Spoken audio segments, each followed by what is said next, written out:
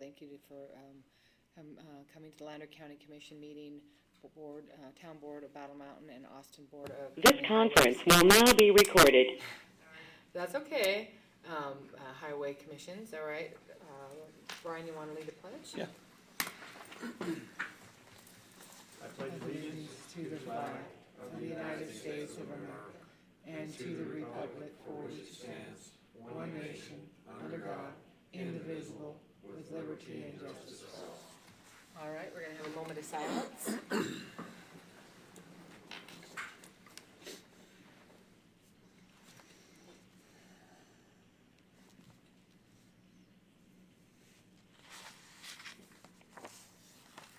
Muted. Unmuted. All right, we're going to go ahead and get started. Lander County Commissioners may break for lunch from 12 p.m. to 1:15 p.m. Any agenda item may be taken out of order, may be combined for consideration by the public body, and items may be pulled or removed from the agenda at any time. Commissioner reports on meetings, conferences, and seminars attended. Patsy? Good morning, thank you. Actually, I did attend personally our NACO meeting, which was on the 28th of August, and we didn't hold it at the NACO office. We held it at the community center, so we'd have lots of room. A few things that I did want to highlight. Commissioner Clark was also there, so I'm sure he has some input. But the biggest thing is our annual conference has been canceled in Churchill County, and we decided to do it virtually. So that still is on for November 17th to the 19th, but we will be doing everything virtually. We also will have a virtual workshop on indigent defense, and that will be on the 9th of October. We'll have more information at our next meeting for you and send out something to everyone. And just highlighting some upcoming events. Next year, our legislative conference in Washington, D.C. is scheduled for February 20th to the 24th, and our annual meeting in Austin, Texas will be July 16th to the 19th. We'll see how that goes and all the changes that we'll be doing. One of the concerns that we actually had was the delay in testing and the backlog on the COVID-19.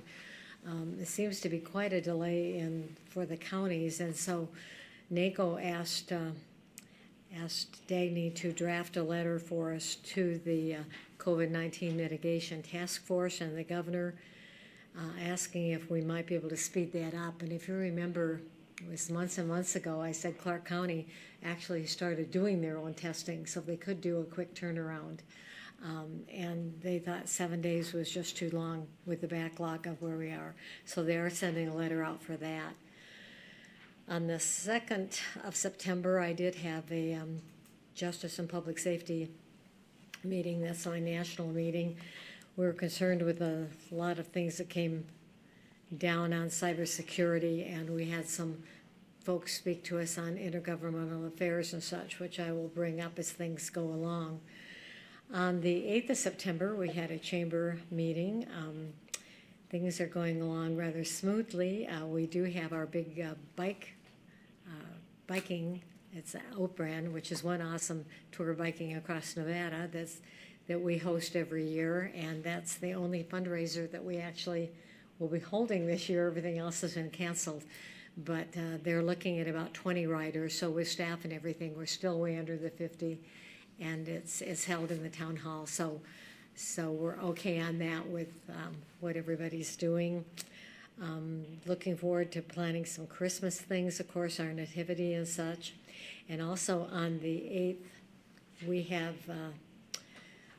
the school board, and the trustees came down to Austin, which they always try and do every year for us. We had some waivers and such. We have hired a new school aide. And we were introduced to her. They recently have moved to Austin. And we have right now 7 students, which is actually more than last year. So, thank you. Very good. Art? Yeah,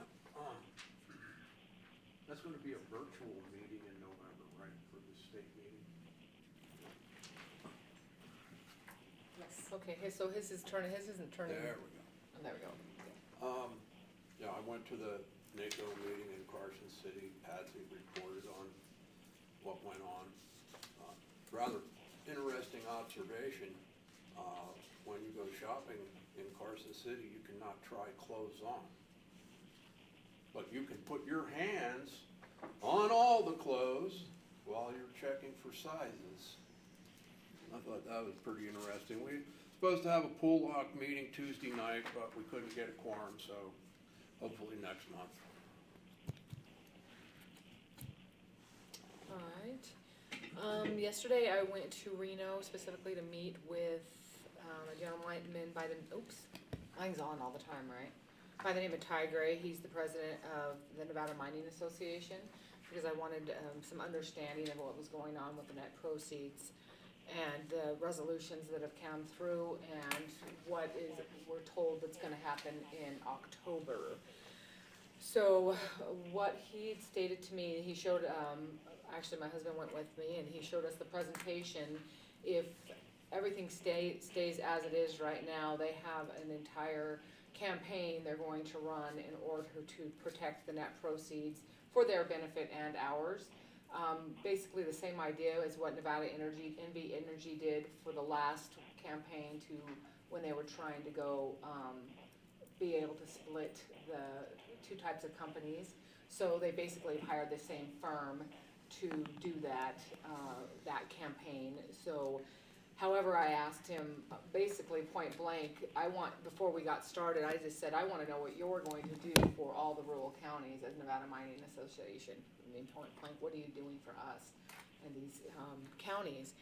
And he said, and I said, specifically, I know that there's supposed to be another meeting or another special session in October, and that word on the street basically is that you guys are gonna be fine with that one.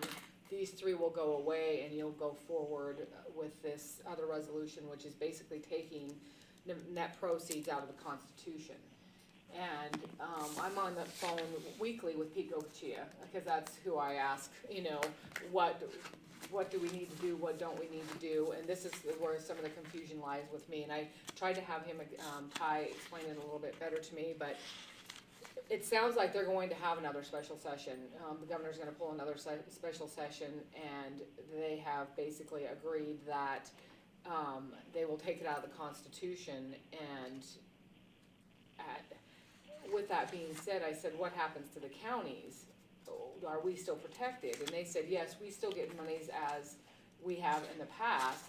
It just, the way the money is funneled is differently. And I'm still confused by that back part of it, and I made him try to explain it to me. I tried to have him dummy it down as much as possible, because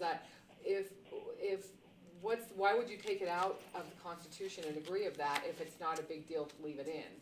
So that part I'm not understanding. That makes no sense to me. And then on top of that, I said, well, keep in mind, if you take the net proceeds away from the counties, we can just turn around and put through another ad valorem tax to get our money from the mines. And I asked ahead of time, and I didn't just pull that out of the sun, if the counties could do that, if we were to totally lose our ad valorem tax, our net proceeds, if we could actually tax the mines fairly to get our money, and we absolutely can.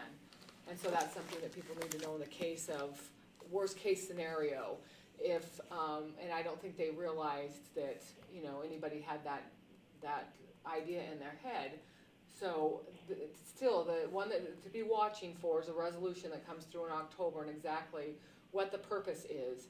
And he's also given me contact with a lot of the people who are running, for office down in Clark County, and the ones who are already in office.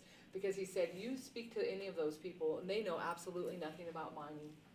And they have a Cashman equipment manufacturer down there that by getting rid of mining, they will lose all of those employees. And they had no idea that was really, the majority of people other than the employees had no idea that was even there. And really what mining does. And so they have a huge campaign down there in Clark County to say, this is what mining truly is and how it affects the entire state. So it was about an hour and a half I was in there, and it was very interesting. But that was the part, still that part I don't I don't understand is if they're so, why take it out of the Constitution? What does that benefit? So there's a glitch in there. I'm still not, even dumbing down, I'm still not getting. So, but everybody needs to pay attention to that. And one of the things I said in his campaign, in the northern part of the state, you need to put out there to the people what you guys are actually doing, what you're putting out there, and the differences you're going to make and take away, because you will turn these, by not fighting, you will turn these communities into ghost towns. And that's just wrong on so many levels, on all levels. So, but I am steadfast on that, because I am for making sure that we don't lose what is ours. Those minerals come out of our county, out of our ground, and we deserve to be able to get our money from it. So that's not the only You thing. go between for or against. depending on He's the against it. And so, yeah, and so he said, and that's happened in '89, because this is what he says, and I talked to Laura yesterday too. So this is, to make sure I get this whole thing all the way around. He said because it was too hard, before they had it in the Constitution, it was too hard for them to tax the mines and the equipment and the dirt coming out of the ground. So that's why they put it in the Constitution, because what do you say? Each load coming out of the ground is what, $100, so we tax that. It was so impossible to do, and he said that's why we put it into the Constitution, because it's a nightmare to try to get our tax from it. So I said, then this is what I said to Ty, how are we supposed to tax you when you take it out of the Constitution, it's set on actual net proceeds? How are we supposed to go back and we have to start all over on our tax? How do we do that? And he said, well, you still get your 0.325% interest on our percentage off of the net proceeds. Well, how can you do that if it's out of the Constitution? So there's still something there, like I said, and I asked a few times, and I kind of felt ignorant, but I'm like, dummy it down one more time, because that makes absolutely no sense. Why would you waste all the energy to have special session and the money it costs if it's not that big of a deal? So it's just something people need to pay attention to. So Yeah. that's all. No report. All right. Moving on. Do we have any staff reports? Staff reports. So I'll give a brief update kind of for our health nurse. She's on the agenda, and I asked if we can move her up. She's item 14, if we can move her up since she's here, and it doesn't seem like we have too packed of an audience to get her moving on, but I'll give a brief update since she's not actually on for an update. We have the flu pod on October 1st from 4 p.m. to 9 p.m. And then currently we have 67 cases of COVID, 4 that are active, 62 that are recovered. And the community health is looking into buying our own COVID test machine that will give you results within 15 minutes. I'm not sure if she's completed that yet or not, but I know that that was what we had started on as of the LEPSI meeting. So with that, everything else I have is on the agenda. All right. So do we want to move her to up now before the consent? Why don't we do that? Yeah. Public comment? Huh? So, oh, I don't know, ask Ted, I think you gotta do your public comment and your consent. okay, so let me do the public comment. So hold on for me for a second. All right. Yes, we do have to do public comment, sorry. Got my stuff out of order here. Okay, for non-agendized items only, persons are invited to submit comments in writing and or attend and make comments on non-agendized items at the board meeting, if any. Any discussion of these comments at the discretion of the board. All public comment may be limited to 3 minutes per person. Again, at the discretion of the board. Reasonable restrictions may be placed on public comments based upon time, place, and manner, but public comment based upon viewpoint may not be restricted. So, did we have any public comment? Did Austin?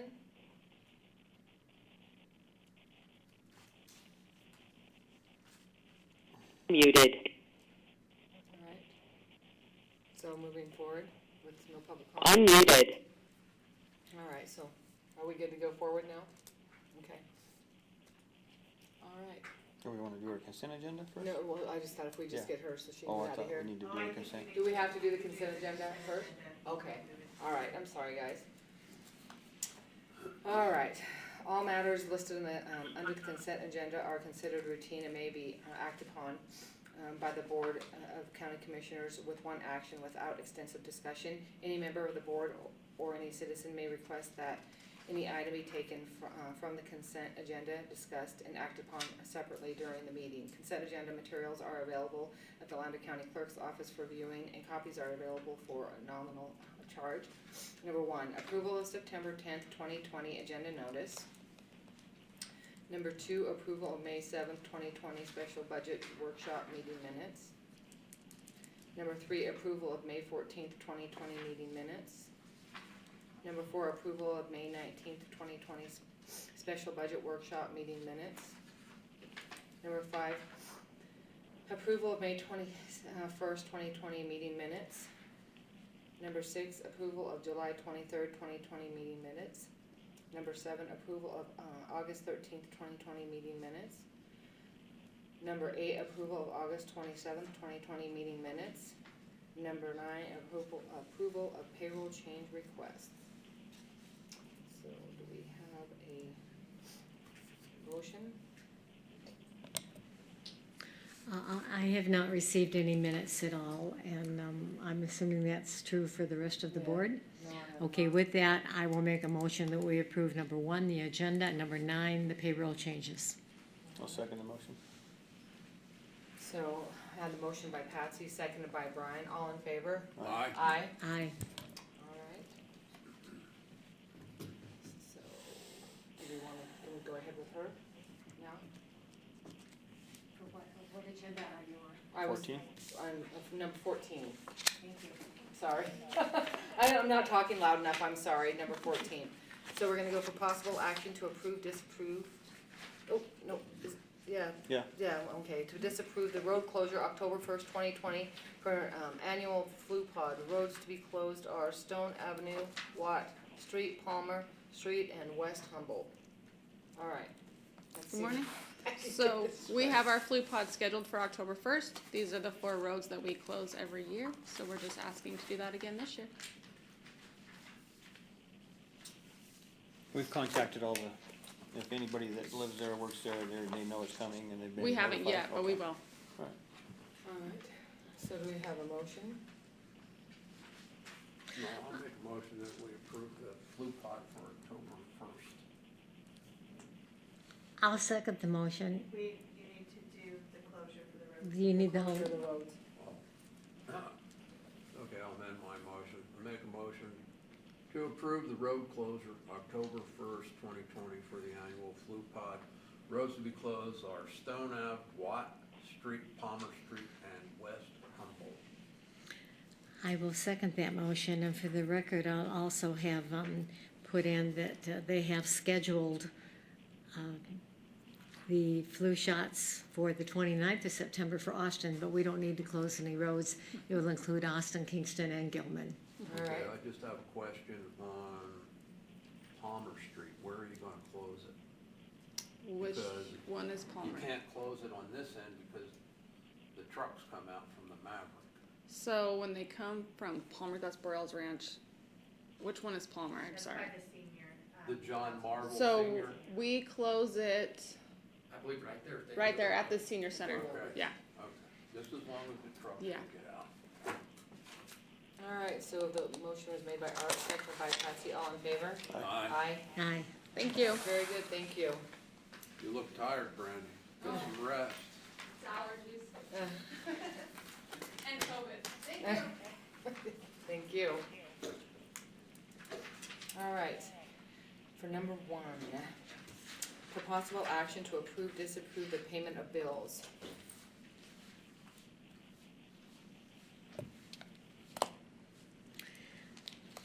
I would like to pull just one of the bills, and that's under, for point S, bill number 208949, and I'll make a motion, we approve the balance of the bills. All right, do I have a second? Second. All right.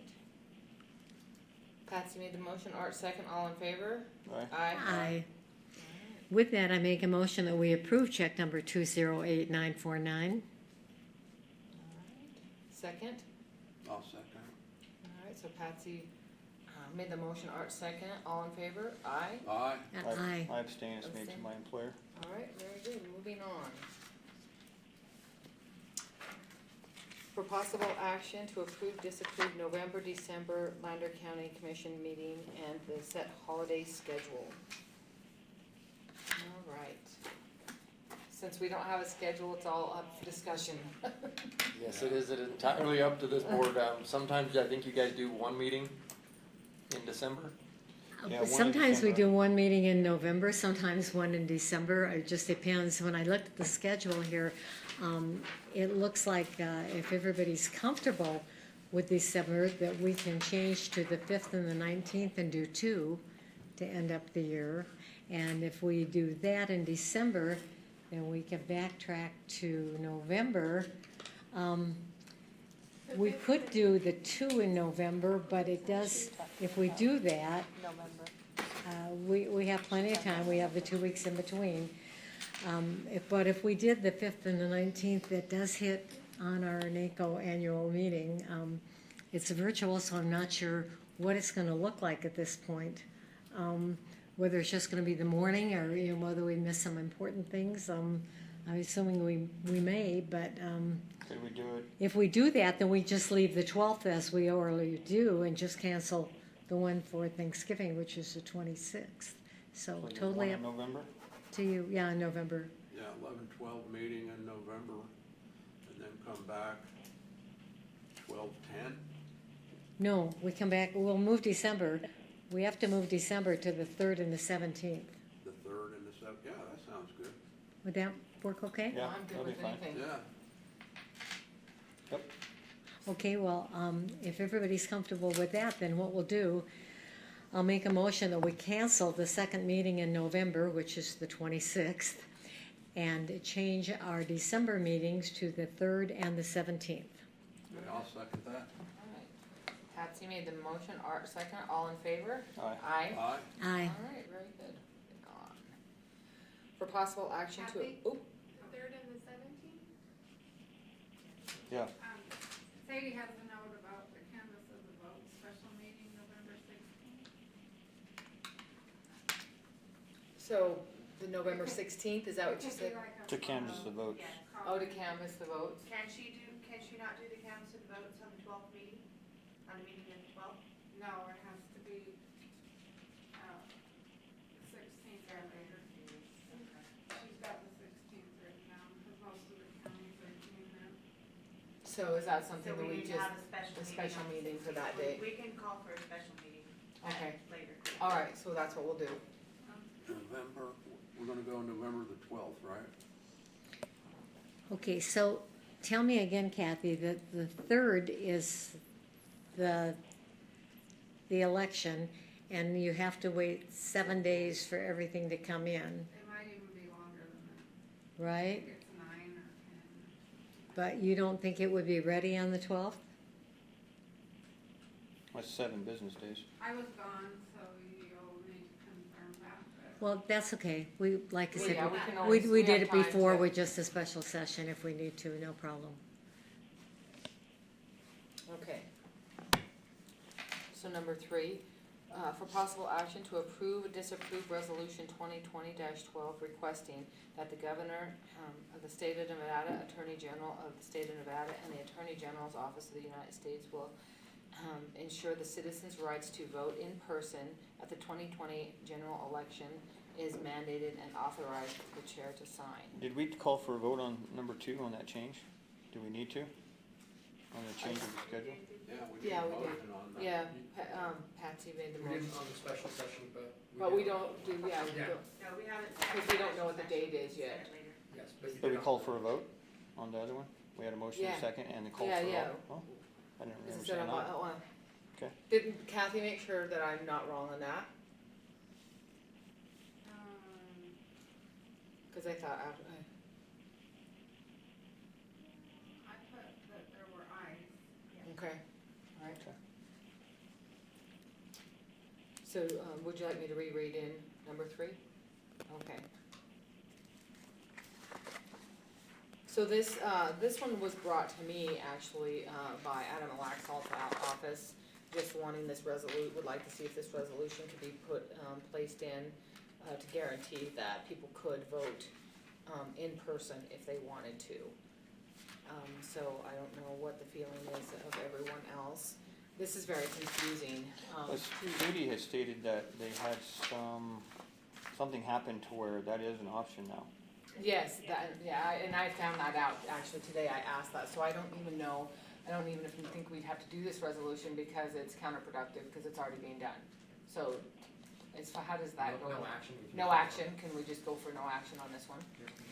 I think that my interpretation was that we were upset with the fact that there could still be harvesting of votes. People could go out and collect all kinds of ballots and maybe they wouldn't turn them in because the governor did not, the Secretary of State requested that anyone going to harvest would sign and we would have their information. And the governor said, no, that wasn't necessary. So at this point, it's not necessary.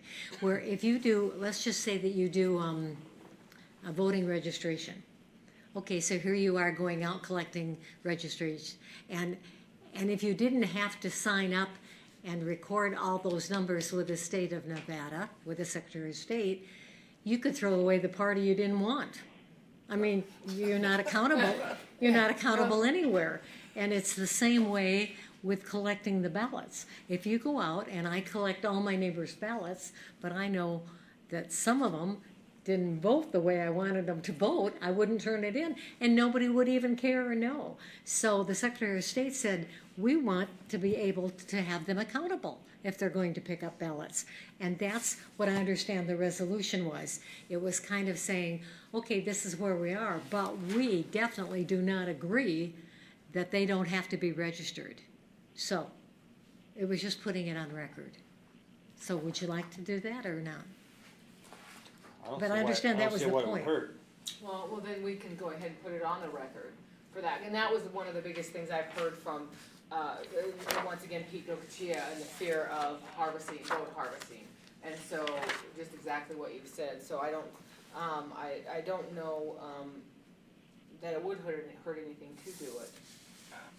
Okay, All right, would you, I'll make a motion. okay? The Lander County approves our county resolution 2020-12, a resolution of the Lander County Board of Commissioners requesting that the Governor of the State of Nevada, Attorney General of the State of Nevada, and the Attorney General of the United States will ensure a citizen's right to vote in person at the 2020 general election is maintained. Whereas during the recent special session of the Nevada State Legislature, Assembly Bill 4, an act relating to elections, was passed and signed by the governor, which enacted provisions for conducting election procedures which include mail-in voting and ballot harvesting.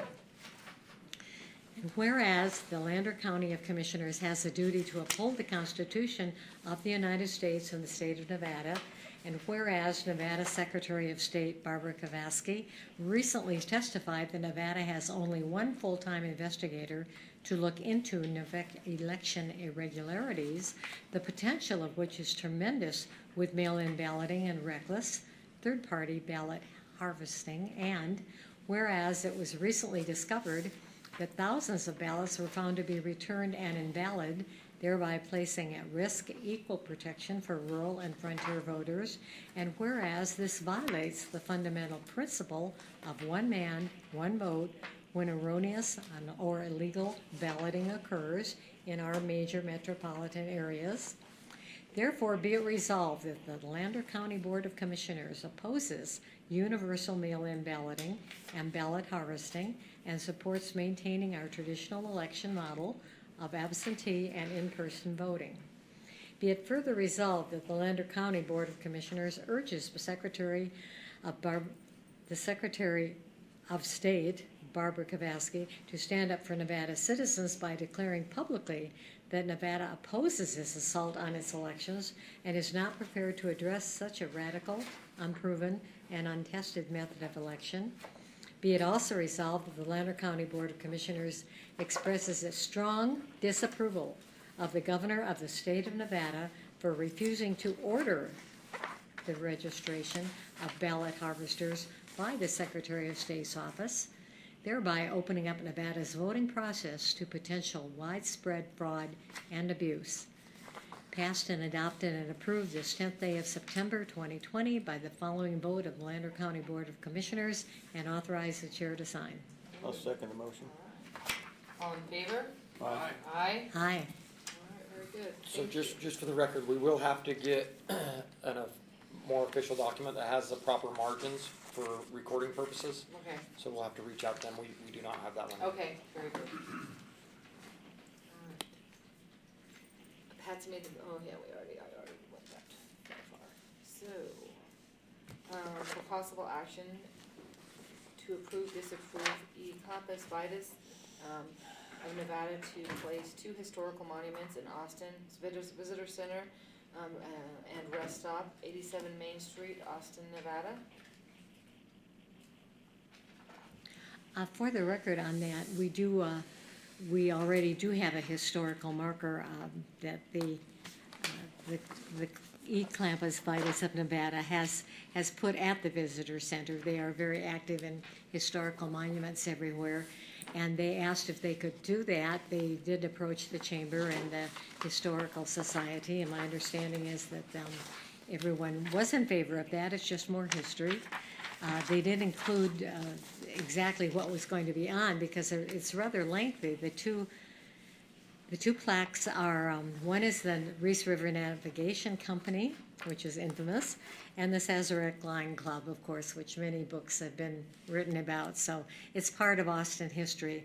So they did give us the information of what was going to be on the plaques, and they are coming through the end of this month to present those. So nobody has any problems with that.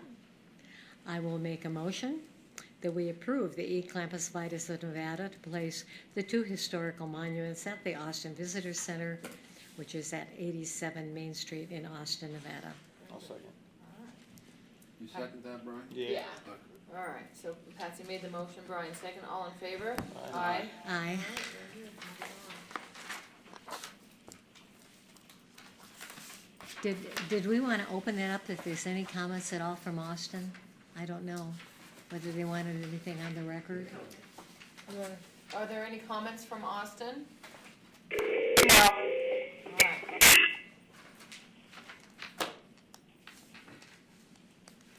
All right. Do we have to unmute to do that? Maybe. They're Austin's on the, Yeah. Yeah, but a lot of people are on the line. They don't come in now to the office. you can ask again. Yeah. So are there any other comments from Austin? Okay, thank you. Muted. Unmuted. All right, for possible action to approve, disapprove, moratorium on all zone changes and parcel map temporarily until Lander County Master Plan is updated while, providing reasonable exceptions thereto.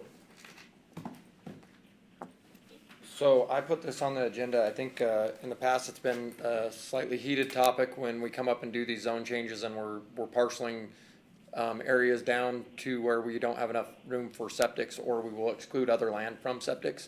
And so that's why we put reasonable exceptions, is because any regular old parceling that, as have been stated on the record by people coming in and doing some of these parceling changes, they've said, you know, it's a loophole, but we're working within your rules, but it's a loophole. So to not put us in a voluntary spot, I'd like to freeze all that unless it is something that's reasonable, that wouldn't put the county in a tight spot for a zone change. And on item number 6, we will address how long it will take us to get a full-blown master plan update. All right, very good. I do have a real concern with this, I guess, because I think it's gonna clamp us down on development a little bit, and I understand our concerns, but I don't think we're at anywhere near that problem yet. I do think we should go ahead with the master plan and such, and I appreciate your exceptions, but I don't want us to be known as totally against development, and that's what it sounds like it is. So I'm not in favor of doing anything right now. I think we should go ahead with master plan.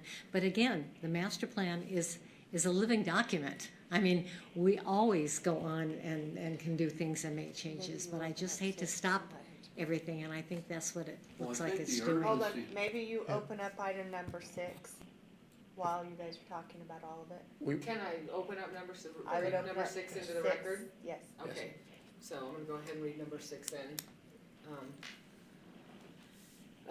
For possible action to approve, disapprove the hiring of Wood Rogers Incorporated, recommended by UNR to update the Lander County Master Plan.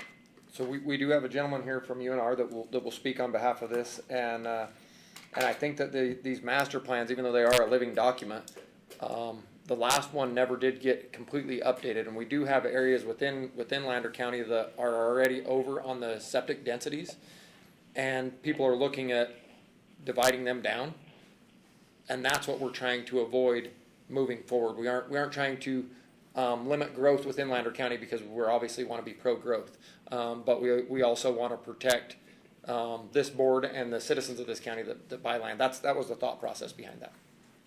How could the loophole exist if it wasn't good for Lander County when we had experts working for the county?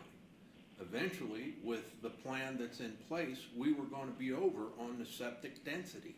That's been an issue for a long time. And we had experts that were working for the county that said nothing.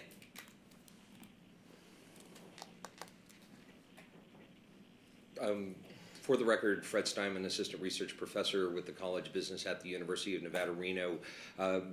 Before I address the issue, just in terms of disclosure, I was asked by Kyla Sharp, the planning coordinator, to provide recommendations and introductions to consulting firms and individuals to assist in the county's master plan update. I provided a couple names, including Derek Kirkland and Andrew. I can't remember his last name now. Andy Durling's name to Kyla, and then Kyla reached out, and here we are today. Also, just so you know, Wood Rogers has also asked me and the University Center for Economic Development to put together a scope of work to work on this particular project for Wood Rogers as a sub. We'd be handling the socio-demographic, economic, and housing data update elements which are required as part of the master plan update under the NRS.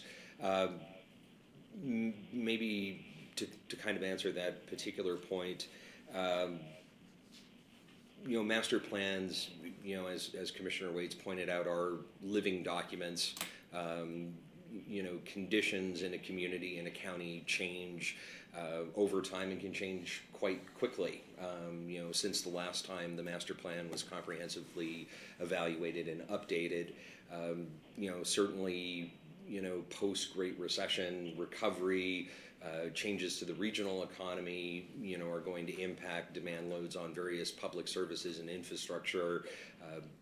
This is an opportunity for the community, property owners, residents, business owners, visitors, elected and appointed officials, to evaluate, past recommendations that were made, and to see whether or not those recommendations and evaluations still hold true, given, new changes, in the way in which the community is coming together.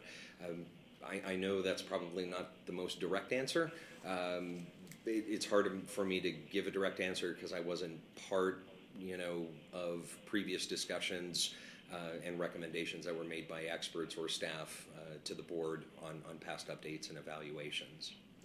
One of the biggest issues is with 640 acres, is that correct? Is that and somebody jumping in, getting all of the septic for those areas, and then if you don't know and you're not developing, you have that whole back half, then you can do absolutely nothing with your property until we bring water and sewer to that. And that's where the big issue has come in, and the arguments have gone back and forth, which I'm against, because if I have property, or if it's who knows that this person's holding on to it, they don't know, they pass away, they give it to their grandson, well, their grandson goes to do something with it, it's absolutely worthless. And so that's been an issue that's come. Plus, we don't want to over septic, the ground anyway, just because obvious reasons. So that's been the biggest, argument, disagreement back and forth. Am I correct in that? Yeah, it's called spot zoning. We even have explosives stored in a residential area or close to a residential area. That bothers me. Yep. And the septic issue,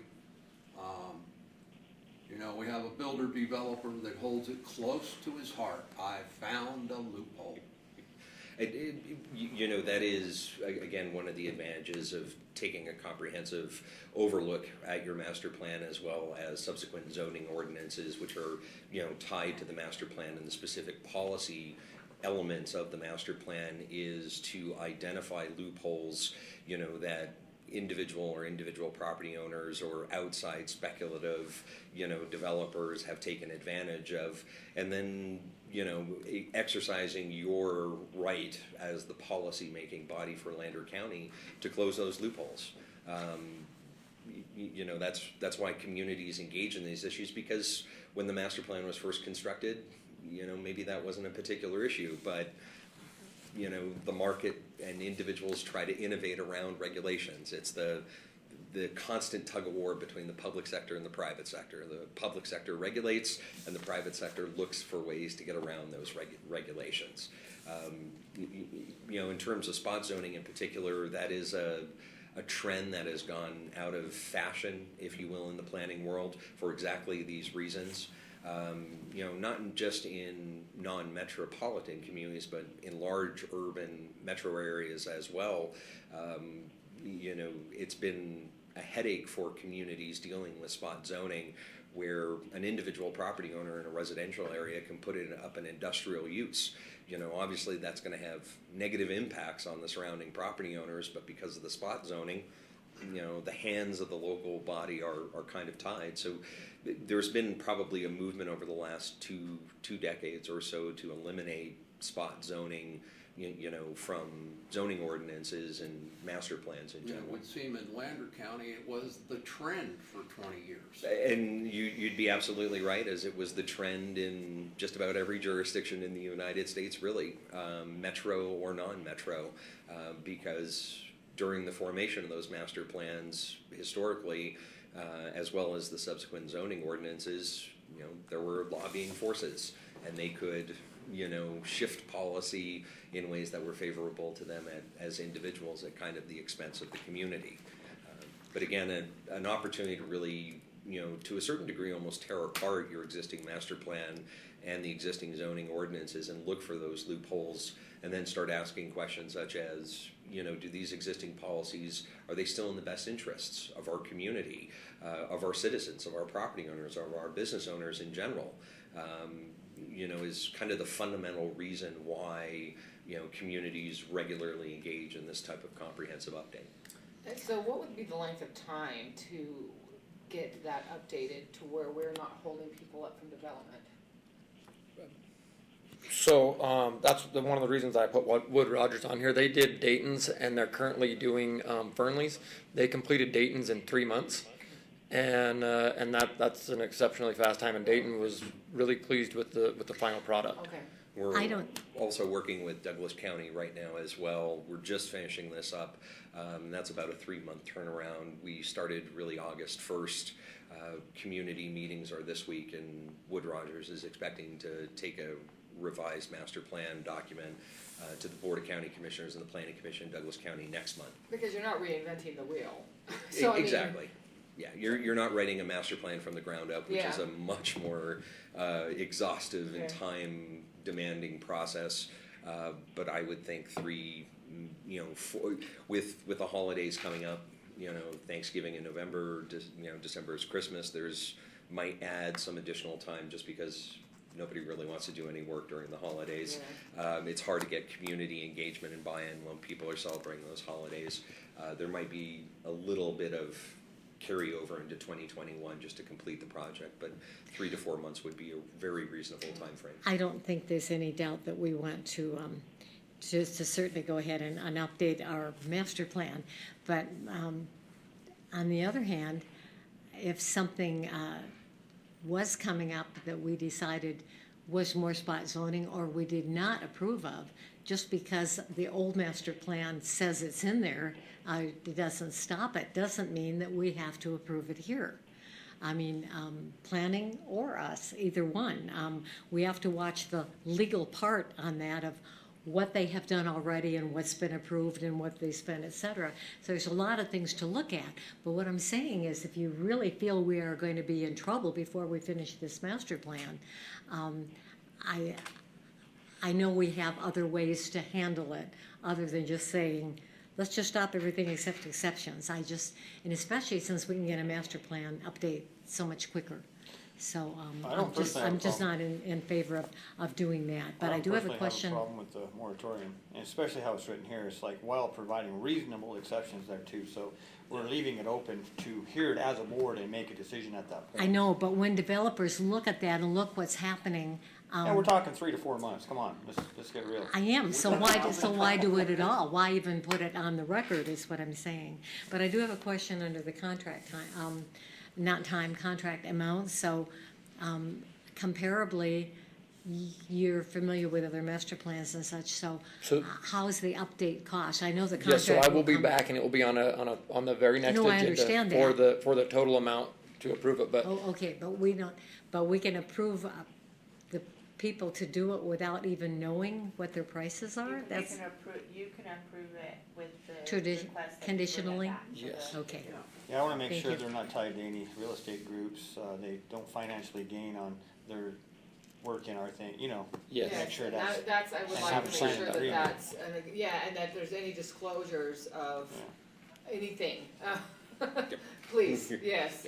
Yeah, Wood Rogers, I don't want to speak for Wood Rogers, I don't represent them, but working with them in the past for the city of Fernley on their master plan update, now Douglas County, Wood Rogers in those processes have always provided a comprehensive disclosure, of existing clients and relationships. And that's pretty status quo for any type of public sector contract.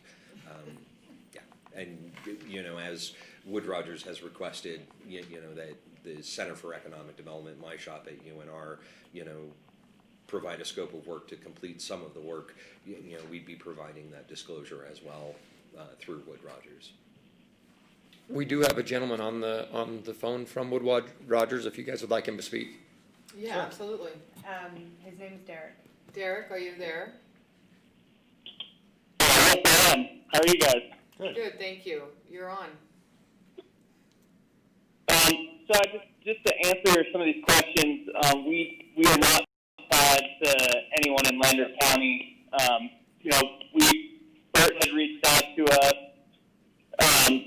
based on his conversation with Fred, and we've had conversations with Fred, and I think the approach that we take with the master plan are essentially that we're a neutral partner.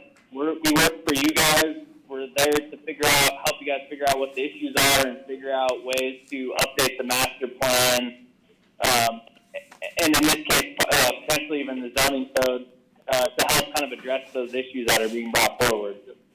In terms of the timeline for this, there's a lot of factors that we'll have to discuss with Bert, but, our plan of attack is get in, start working with staff, working with the commission, and figure out where we need to focus our efforts and try to get this done as fast as we can.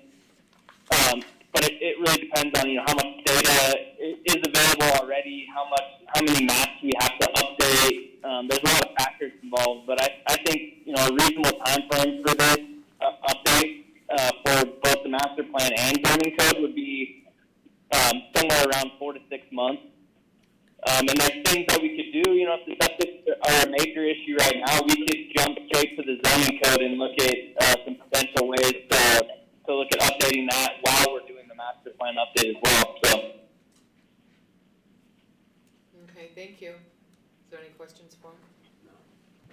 I'll make a motion to approve a moratorium on all zone changes and parcel maps temporarily Muted. until Lander County master plan is Unmuted. updated, while providing reasonable exceptions thereto. I'll second the motion. All right. Art made the motion. Brian second. All in favor? Aye. Aye. Opposed? I'm opposed. Okay. So then moving on with the next one, since it's already been read in, are we just having a motion on that one? We just need a motion for. Yeah, I'll make a motion to approve the hiring of Wood Rogers Incorporated, recommended by UNR, to update the Lander County Master Plan after we have a contract and the particulars are measured out. I'll second. Alright, Art made the motion, Brian seconded, all in favor? Aye. Aye. Aye. Alright. Thank you. Thank you very much. Thank you. Thank you.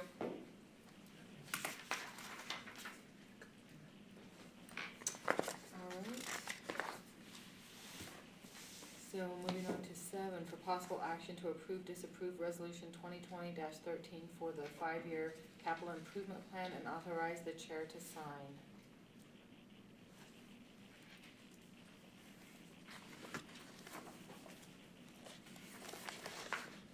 This is what we approved last time, so it's just a matter of doing the resolution and putting it in the record. Okay. So the resolution needs to be read in. Okay, I will make a motion that the Lander County Commissioners approve resolution number 2020-13 of the Board of Lander County Commissioners, a resolution for the classification of fund balances as directed by GASB 54. Whereas the Lander County Board of Commissioners wishes to adhere to the reporting requirements as set forth by the Governmental Accounting Standards Board, GASB, Statement 54, Fund, Reporting, and Governmental Fund Type Definitions, and whereas the Lander County Board of Commissioners will categorize according to the following components: non-spendable, including but not limited to inventory and prepaid; restricted, external restrictions; committed, imposed by resolution; assigned, general intent for specific use; and unassigned, residual. And whereas the Lander County Board of Commissioners is committed to maintain a prudent level of financial resources to protect temporary revenue shortfalls, or unexpected expenditures, and whereas the Lander County Board of Commissioners is also committed to using portions of the strong fund balance in the general fund on capital projects for the benefit of the citizens of Lander County, and whereas Lander County Board of Commissioners delegates authorization to the county managers and/or his designee to identify intended uses of assigned funds, and now therefore be it resolved that all general fund amounts reported in the 5-year capital improvement plan adopted on August 27, 2020 for fiscal years 2022 through 2025 be designated as committed funds. Be it further resolved that this policy should be revisited at the time of budget adoption each year for review. Be it further resolved that the 5-year capital improvement plan pursuant to NRS 354.5945 and adopted on August 27, 2020 be part of this resolution. Passed and adopted this 10th day of September 2020 and authorize the chair to sign. All right, do I have a second? Second. All right, Patsy made the motion, Art seconded, all in favor? Aye. Aye. All right, thank you, Patsy, for reading that in. All right. For possible action to approve, disapprove the quick claim deed transferring a parcel of land previously owned by the Lander County Sewer and Water District Number 2 to Lander County and authorizing the sheriff to sign.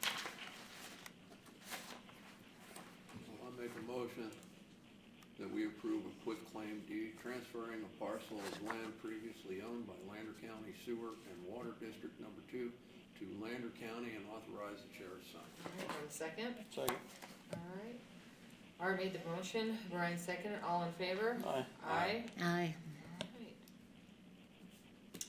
For possible action to approve, disapprove the hiring and funding for a full-time IT company or person to serve Lander County with a salary base of $50,000 to This position will consume the already budgeted salary of the safety position. So if you guys would like to discuss, but maybe we can, table this until Lyra could be present. She had a class that was mandatory for her to be at today, or else she'd be present. She currently has the IT in her office, and it falls under her, but we can definitely discuss it, but I'd like if we could hold off on making a motion until. If that's all right with everyone, we'll go ahead and table it. And then, can we, is Ted on the line? Yes. We got 5 minutes until 10 o'clock, and the next item could be slightly lengthy. Should we, She has to read into that side of it, he's calling for litigation. Are we going to discuss item 10 in that litigation meeting also? oh, yes, we are. So if we read that in, then maybe we could, Go into litigation. Or we can take a 5-minute break while people are leaving the room? Yeah, let's take We're okay, gonna take a 5-minute break. that works. And then we can have a, Yeah, let me read this in first and then we'll take a break. well, you need to read in 10 and 11. Okay. Okay, so what, am I reading them both in now or we? Yes. Okay, let me read it in now so we can get this. Okay. Are you ready, Kathy? Are we good to go? Okay. So for possible action to approve, disapprove, the continued use of Cassidy and Associates as a lobbyist for Lander County. Lander County currently pays $15,000 monthly for their services without benefit of any written agreement. This board needs to decide if it wants to continue using the services of Cassidy and Association or Associates, or to immediately stop payment.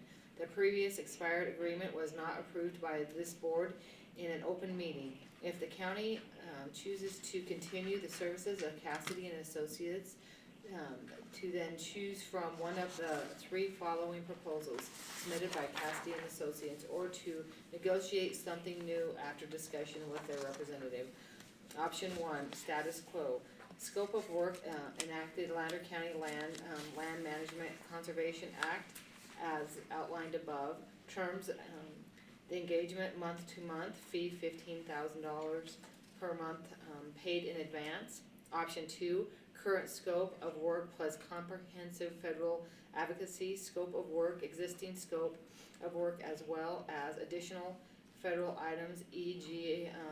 Transportation, Amtrak, broadband, wildland fire, sage grouse, COVID-19, economic development, etc. Subject to understanding clients' priorities. Terms of engagement, 1 year with the option to review an additional year with concurrence of both parties, Cassidy and Lander County. Fee $15,000 per month paid in advance. Option 3, revised terms, reduced retainer success fee and active incentive, scope of work and active enactment of Lander County Management and Conservation Act, terms of engagement 9 months. Fees $5,000 per month paid in advance. Success fee of $15,000 upon enactment of Lander. 150,000. I'm sorry. $150,000 upon enactment of Lander County Land Management and Conservation Act.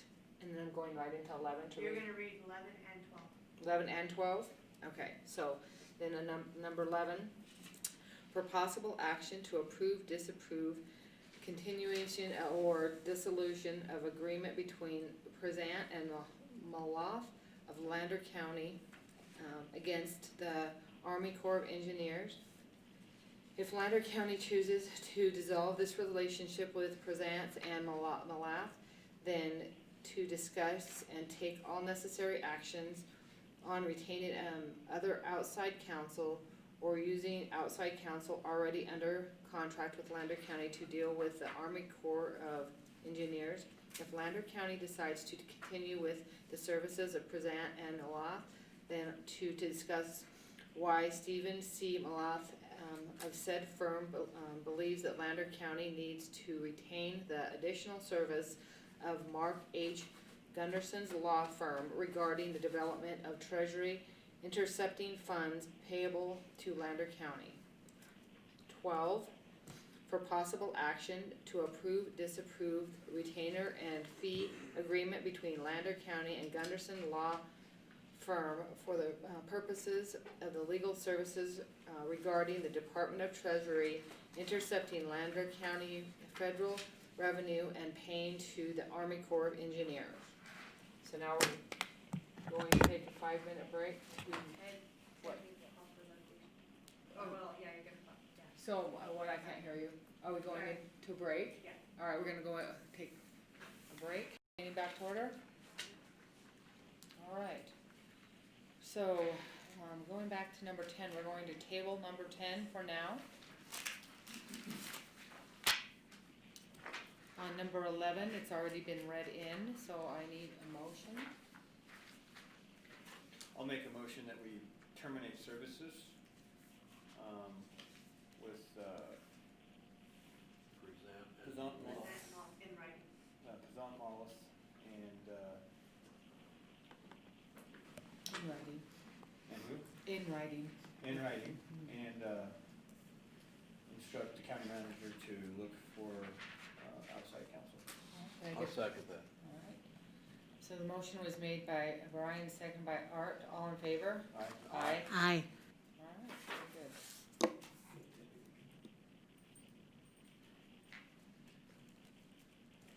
Would you guys like to direct the DA's office or myself to cancel that in writing? Yes, Yes, yeah, please. that was in, yeah. It was in, Yeah, it was okay. in the, he said in writing, it was in the motion. Yeah, direct the county manager to look around. Okay. So we're ready to move on. For possible action to approve, disapprove service agreement between Lander County and RHP Mechanical. Oh, I'm sorry, I jumped over it. We're going to table 12. Sorry about that. Excuse me, are we tabling 12? Yes, Yes, I thought we were just disapproving it. no, no, table. tabling it. Okay. All right. You can do either one of them. You can disapprove it. Okay. All right. What are we doing? I'll make a motion that we disapprove Okay. the contract we were considering with Gunderson Law Firm. I'll second the motion. All right. Motion was made by Patsy, second by Brian. All in favor? Aye. Aye. Aye. Aye. All right. All right, moving on.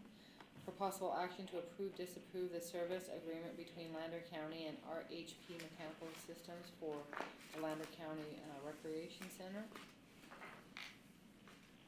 This is our standard contract, but I will get Anna on the phone here if we can to explain it. If they have questions. Actually, this is just a renewal, Yes, right? yes. And we have other contracts for other buildings are at the same time, right? Then I don't know if you need to bother Anna. Does anybody have any I don't questions? have any issues. I have looked at this contract. It is a 2-year contract, and we do have a 30-day out clause. All right, standard. Thank you. All right, very good. I'll make a motion that we approve the service agreement between Lander County and RHP Mechanical Systems for the Lander County Recreational Center. All right, do I have a second? I'll second. So the motion was made by Art, seconded by Brian. All in favor? Aye. Aye. Aye. All right, we've taken care of number 14. 15, And 15. took care of that. Yeah, we took care of that one. So number 16, JUB Engineering, discussion only regarding update on FY 2020 Battle Mountain Apron Project in Austin, Access Road and Taxi Lane Project. All right.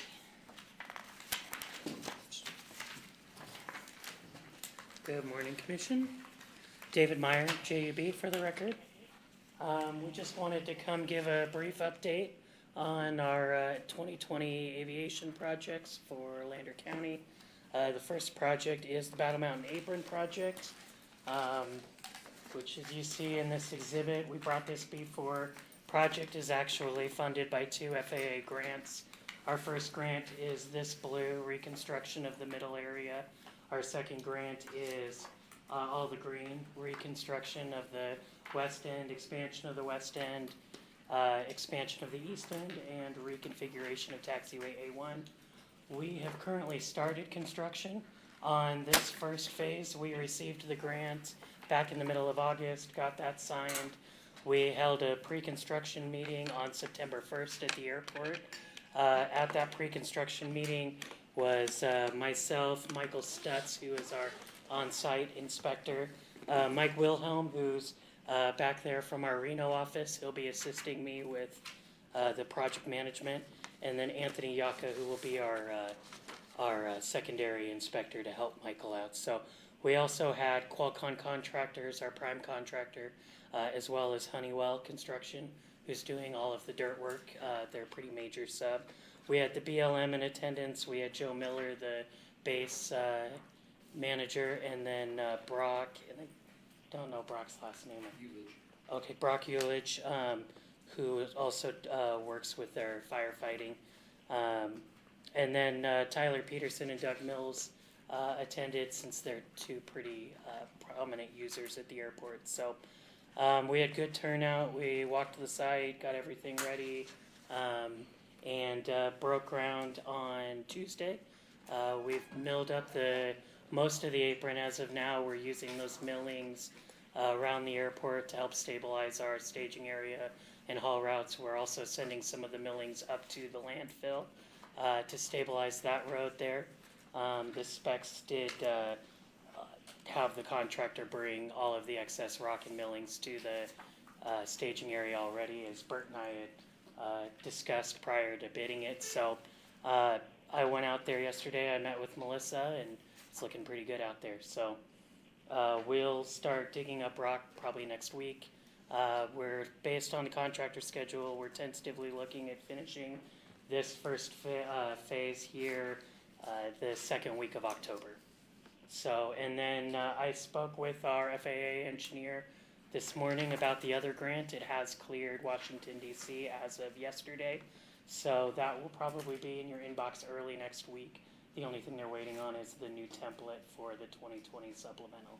So, and I did talk with Lakin and let her know that came down the line too. So where all systems go there, we'll get under contract with the contractor as soon as that grant's in place, and we may begin to do some of the preliminary work, especially out here in these expansion areas where we're pretty far away from the existing asphalt, so that we can hopefully kind of tighten the time frame on this and get it back open before the start of the fire season next year.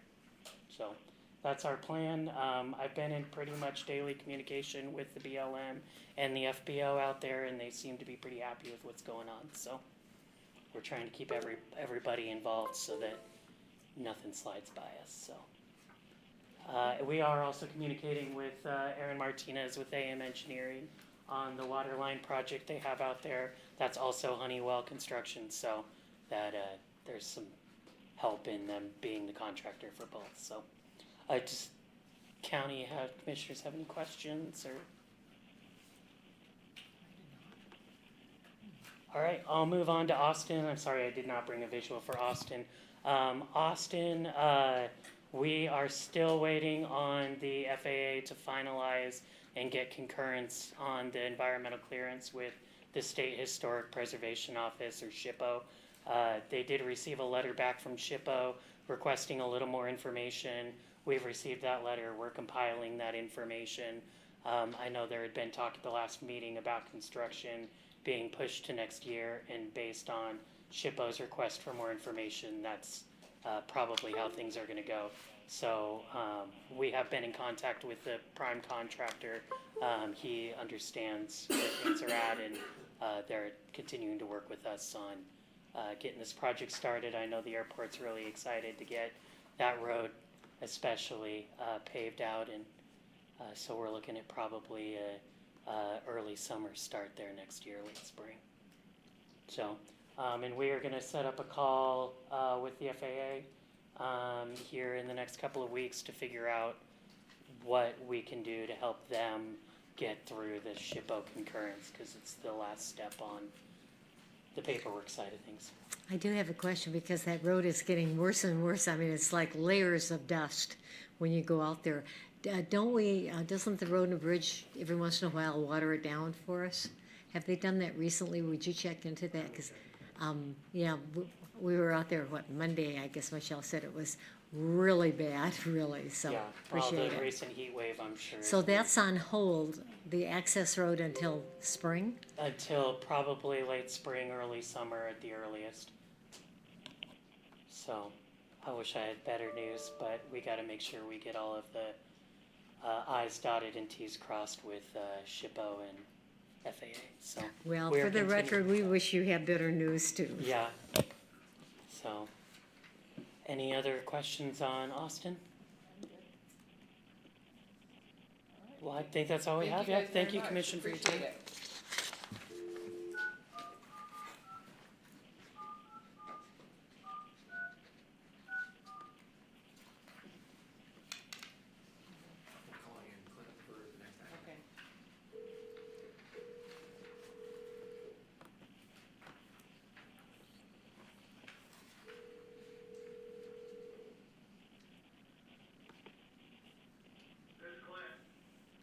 Okay. Hey Clint, Bert here with Lander County. We have you here at the commission meeting. We're gonna put you over onto the bridge here so we can hear you all out.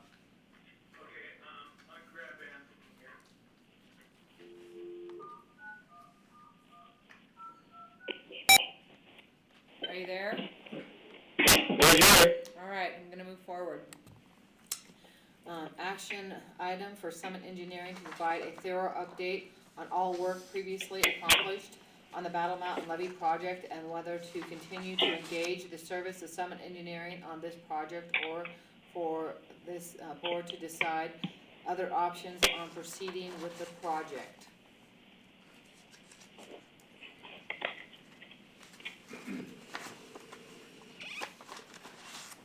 So I guess I'll lead off here.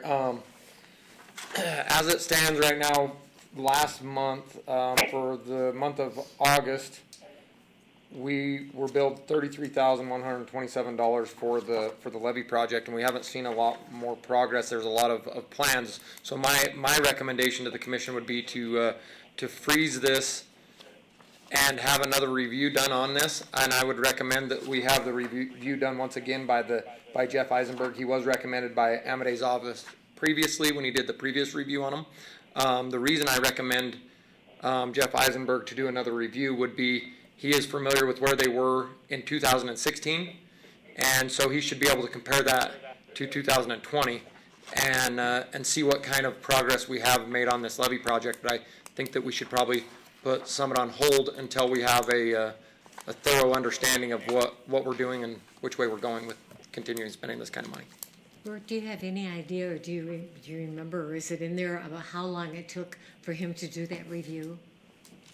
I mean, a month, 60 days? The last review that was 6 done. months. I don't, but I can surely look that up. I believe it was a couple months. But he went from 2009 to 2016 reviewing it, and I believe that it was done in a couple of months. Okay, so now we only have 4 years. Yep. Okay, thank you. And I went through that and I read those reviews, and he did a very thorough job, I thought, so.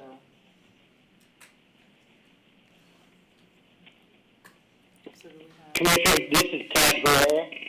I would recommend that we take this out to review.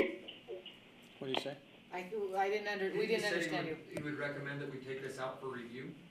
That's not on the agenda, though. The only thing on the agenda is whether we're going to continue or what we're gonna do with our action with Summit Engineer. The section where it says Other other options on proceeding. proceeding with this project would cover what we want. Other options. Yes. Great, okay. Okay. I'll make a motion that we freeze our contract with Summit Engineering and go out to review on this project for the Battle Mountain Levee project. Do I have a second? I'll Second. Go ahead. Okay, Brian. All right, so Patsy made the motion, Brian second, all in favor? Aye. Aye. Aye. Right.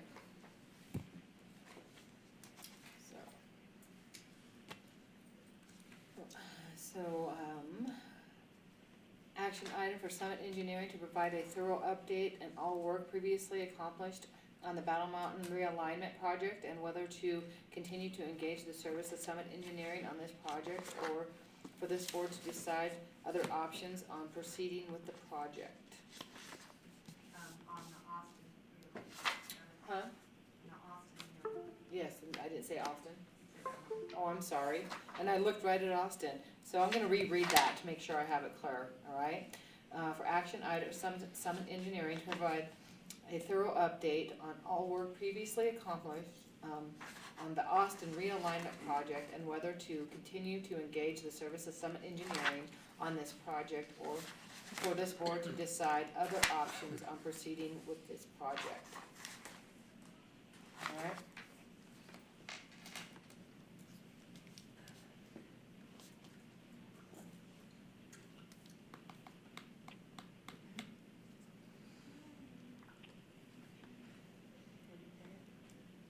Are you gonna lead off? Are you setting up the? Oh, yeah, I'm sorry. Trying to get, is the Vion over here?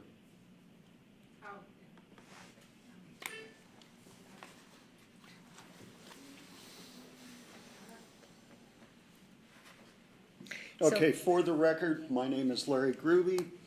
I am the Chief Photogrammetrist and IT Director for Summit Engineering. I'm also a professional land surveyor working on the right-of-way realignments for the town of Austin and Lander County. What I will do first is just kind of tell you what I've been doing since I visited with the commission here a while back. We have come across another issue. The estate of Bonnie Mistretti is not open. I have visited with Craig on several occasions across from the courthouse at the Austin garage. We decided to reorder the merger and re-subdivision parcel maps. Although NRS, I do not believe, says you have to have any particular name for a parcel map. Bob Morley, basically, he's the county surveyor, basically told us no. If they're numbered 1 through 20, we have 20 plus of these put together. He basically said no. If they're numbered, I want them to record in the order they are numbered. Unfortunately, we have parcels of Bonnie Mistretti scattered throughout the center part of the town. So there's quite a few of those merger and re-subdivision parcel maps that are being held up. Unfortunately, in my office, my department, I've lost 2 key personnel. At the beginning of July, Caitlin Constantine, who was doing an excellent job of putting the mapping together, announced that she was leaving Summit and going to work for another company. And after having gone into semi-retirement, I was basically told by the company, it's like, guess what, you're back to working full-time. I also lost my photogrammetric assistant who was taking over my duties in photogrammetry. He went back to work for NDOT as the head of the imaging department.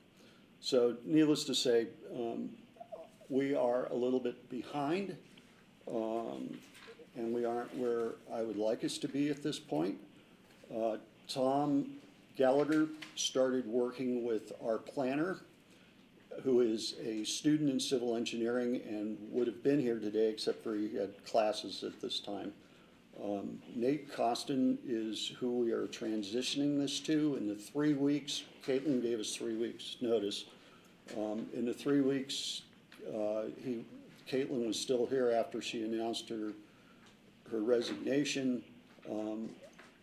She got Nate pretty well up to speed on what was going on. Tom suggested that while we're trying to get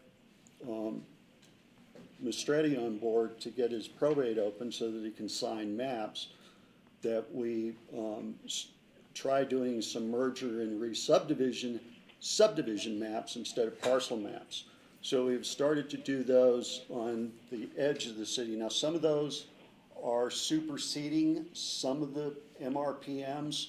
Over on the east side where Joseph Ramos's property is, and Bert's brothers, I forget what your brother's name is. Also, your sister's property. We've got that all incorporated now into one merger and re-subdivision map, which we're calling just simply Map A right at the moment, which we have submitted to Kyla for review. And basically, the main question we put forth to Kyla is, what is the minimum work we need to do on getting merger and re-subdivision subdivision maps through? Typically, you need a tentative map in front of the final map, so we're still waiting to hear on that. We have also submitted merger and re-subdivision map B, which is kind of the north edge of the town. Now, one of the other issues we discovered in the last 4 or 5 months was I was researching what we were going to do on the westerly edge of the town, where Don Capelli, that includes properties of Capelli, Gail Utter, Ray Williams, the Helmings. When I was researching the ownership just west of the laundromat that the Helmings own, I discovered that the BLM believes they still own part of the town of Austin. Yeah, I'm not making this stuff up, folks. I'm serious. And people have lived there? People have lived on land that the BLM is now wanting to claim? I don't think there are any improvements, but obviously for those of you that have seen the first Indiana Jones movie, basically what we realized was dealing with the U.S. Forest Service was be like pushing the Ark into a big storage building. Jolene Hoffman, who also had worked on this project a few years back, is our contact for the Forest Service. We called her and said, hey, are you guys really, which even though the BLM basically maintains what are called master title plats. Master title plats show what the BLM believes they own versus what is in private ownership. So we found that the very eastern part of the town, where you kind of go up the canyon there, that the BLM believe they own that. Also to the northwest above Capelli, Bill Bauer and his, Bill Bauer, Ray Williams, to the northwest was shown as being owned by the federal government. Fortunately, I went back to the original decree map, and because the Forest Service had owned parcels within the town, basically Alan Chamberlain's parcel, which is right there by the Gridley store, used to be a Forest Service parcel. Okay, so guess who's on the decree map? The Forest Service. So I asked our counsel, Steve Molleth, I said, is a court case decided by a local court binding on the federal government? And he said, yes, it is. So we basically just informed the Forest Service that, okay, we're showing based on the court decree that you are bound by the decision of the court decree, and therefore the land is indeed property of the town of well, it's actually property of land or property of the town of Austin. So we got over that. The big problem we're having now is getting Craig Mistretti to get his mother's probate open. We have all these maps that we could get recorded if we didn't have that in the way. We absolutely have to have a signer for the estate, and without a signer, there's really nothing we can do. So we started to, unfortunately, I've been absolutely swamped. Instead of enjoying a day off a week, I've been working about an average of 10 hours a day, including usually one or two, or one day of the weekend, trying to get caught up. Larry? Yes, let- ma'am. Let me interrupt you if I may, just to clarify that point, if I'm understanding this, every map that you can file that doesn't have Mastretti has been filed, and the only ones we're held up on now are the ones with the probate? Well, basically because Bob Morley wants us, about, To put them in order, I understand that, no, I'm just saying, but everything is done everywhere else except for that, is that correct? no ma'am, we still have parts of the town that we're determining where the boundary should go. Okay, so there are other areas that you could have been working on and are working on? Yes, we are, and unfortunately, I can't get the VIA display to come up. The big thing are we have two merger and re-subdivision maps, which allow us to do more than 4 parcels at a time. We also had another issue come up. Bob Morley did not agree with how we were redistributing the right-of-way when we were abandoning it.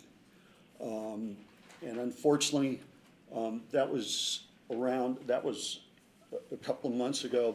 Bob said, hey, when you abandon right-of-way, it has to be split down the center line and given to the adjoiners. I have not been able to get council's opinion. I'm not an attorney, I'm a land surveyor. But to my mind, NRS speaks very clearly that it is up to the governing agency as to how they redistribute right-of-way. Once again, I'm not an attorney, and I'm hoping to get an answer from council. The issue goes back to who was the underlying owner prior to the right-of-way being granted to the governing agency.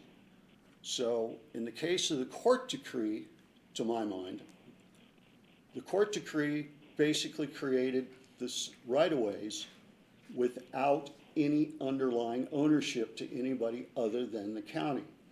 So if the county abandons it, to my mind, the county should be able to distribute it any way they want. And if you read the preambles in the legal description, it basically states to be held by Lander County for redistribution. So, but since Bob Morley took an issue to that, because that's when Gallagher suggested, hey, if we do merger and subdivision maps, that right-of-way issue becomes less because we have, in other words, what was going on the MRPMs, the parcel maps, is occasionally you'd have a situation where you would abandon right-of-way and it would all go to one owner, and the adjoiner was not on that map and was not signing. So that was the problem. So we're still trying to get that one figured out. The merger and subdivision maps, which we're doing on the east side of town and basically northerly of Bateman, are moving forward. Those are into Kyla. Nate Costin told me yesterday, which I did not have time to take a look at it. Nate told me that he had finished map C, which is the northwesterly part of the town, and he's beginning to work on subdivision map D, which will be the westerly portion of the town. What we're trying to do is avoid sequence titling, because we're ultimately going to rename the maps so that there's not an issue of them having, of the subdivision maps, so that there's not an issue of, hey, these have to be recorded in some order. The MRPMs, what we were doing before Caitlin left, was it is perfectly acceptable to go to title a parcel map as parcel map for and you name all the parties. So that's what Caitlin was doing prior to her leaving, was going back, retitling all of the MRPMs so that they did not have to record in any particular order.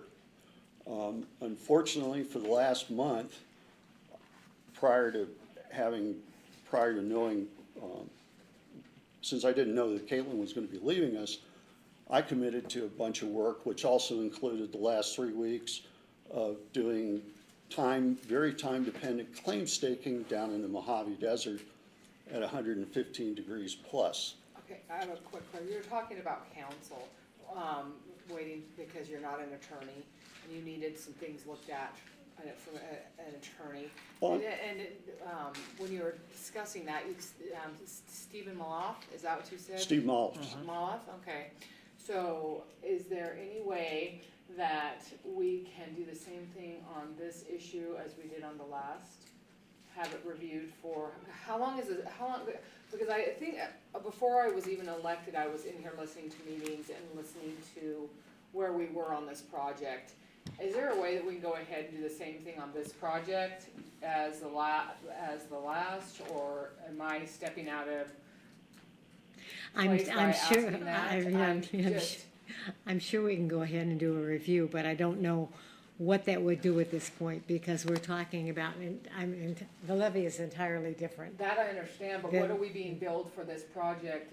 We can have a review of whether you think you're being billed properly to something like that, but I mean, as far as where they are, the upsetting part is we should have been done 2 years ago. Okay. And we wouldn't even be in this kind of a mess, but we're not, and for where we are, I don't know whether review, am I looking at, they're saying, well, this shouldn't have been done, blah, blah, blah, it should have been done, I mean, we're still like, where are we now and how are we gonna finish? This is my other concern, and I'm not trying to be disrespectful or anything, and I respect that you were in retirement, in and out of retirement, totally get that. But if we're hiring a firm to do a job, then they need to have a person in there that's able to do it, that has the time dedicated, so we can get this project Right, done. And that's, I mean, that's my opinion. We do, and we understand the problem with Hughes, and you came before us, I think, for a full year and kept saying, forget Hughes and move on. We'll let you deal with Hughes over here, but don't stop the whole project. And we all felt like you were stopping because of this. Now we feel like you're stopping because of this. And we've heard it, it's like, can't we go on? I understand that you're saying, our engineer, Bob Morley says, I want you to file them in order. Okay, but why aren't we putting them all together, and then we've got this piece to finish and this piece to finish, and we know where we were. But we keep getting billed, and it goes on, and like Kathy says, the money and time that this has cost us is just way over what anybody ever estimated. I absolutely agree. This has been an equally frustrating process for us. I do not camp out on this project. I probably bill way less than I actually work on it, because at home occasionally, I'll wake up with an idea, go into the computer, and study things. So I'm gonna stop you right there. Okay, sorry. No, this is where mine's on all the time. If we hire a firm to do a job, you work for Summit, we hired them to do a job, to get a job done. Correct. Period. Not to, regardless of how many hours, how much you're billing us for, or that you're under billing us for, but we want the job done. From point A to point B in this amount of time, and if you are retired or partially retired, then they need to put somebody on there that can hire someone to get the job done. Because the fact that we are still in this spot, before I even left the sheriff's office, which I was sitting in here in 2017, hearing this, is ludicrous that we are still in this same spot, and that I'm not pointing my finger at you, I'm pointing my finger at the firm, that it needs to hire a person, if they're understaffed, then hire the people that get the job done.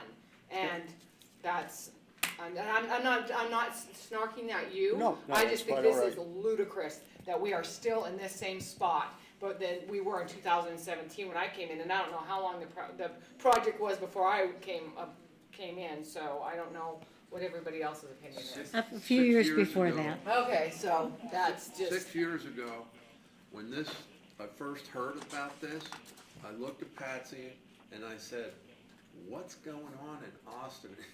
And Patsy just looked at me with this look like, now I understand.